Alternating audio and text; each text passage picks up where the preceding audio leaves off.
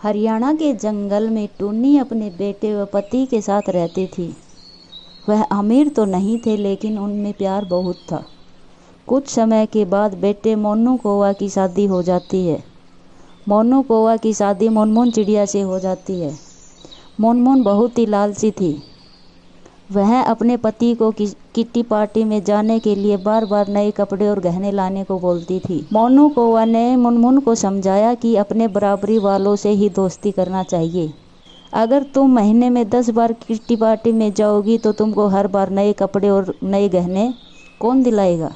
लेकिन मुनमुन चिड़िया अपने पति मोनू कौवा से झगड़ा कर लेती थी। अगर मैं नए कपड़े और गहने नहीं पहन कर जाऊंगी तो मेरी सहेलियां मजाक उड़ाएंगी। तुम ज़्यादा कमाते भी तो नहीं हो, बल्कि मुझे ही रोकते रहते हो। फिर मुनमुन अपनी सास के पास जाती है। माँ जी, आप मुझे अपने गहने दे दीजिए, मुझे किसी पार्टी में पहन कर जाना है।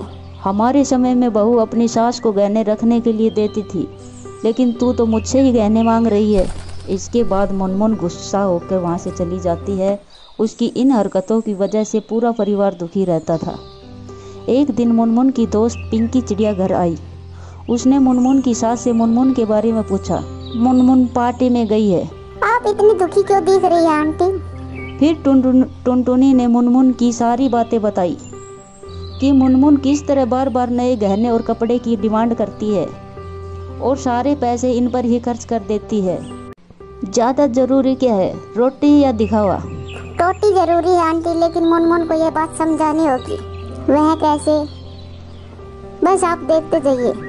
और पिंकी ने अपने जितने भी गहने और नए कपड़े थे सब लाकर मुनमुन के घर रख दिए और उनका सारा राशन और फर्नीचर लेकर अपने घर चली गई। जब मुनमुन घर आई तो अपने कमरे में नए गहने और कपड़े देखकर बहुत खुश हुई।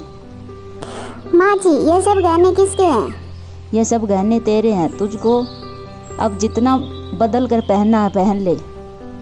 मुनमुन गहने पहनकर घर में घूमने लगी और कुछ देर के बाद जब वह रसोई में गई तो उसने देखा कि घर का सारा राशन गायब था। राशन के डिब्बों में गहने थे। माँ जी, घर का सारा राशन और फर्नीचर कहाँ गया? वह सब बेचकर ही तेरे लिए नए गहने और कपड़े लेकर आई हूँ। अब तू इनको ही बदल बदल कर पहन। लेकिन माँ जी, इन गहनों से पेट थोड़ी भरेगा, खाना तो खाना ही पड़ेगा। तभी मुनमुन की सहेली पिंकी भी आ जाती है। जब पहले तुम्हारी सास ने तुझको समझाया तब तुम नहीं मानी, इसलिए हमने यह सब किया। अगर तुमको लगता है कि तुम्हारा पति पर्याप्त नहीं कमाता तो तुम खुद नौकरी क्यों नहीं करती? तुमको इन फालतू के दिखावे से बचकर अपने घर पर ध्यान देना चाहिए। अब मुनमुन को अपनी गलती का एहसास हो चुका था और वो अपनी सास और पति से माफ़ी मांग लेती है। तो दोस्तों, हमें इस स्टोरी से क्या सीख मिलती है? हमें फिजूल खर्ची से बचकर ज़रूरी चीज़ों पर ध्यान देना चाहिए। काम की चीज़ों पर ही पैसा खर्च करना चाहिए।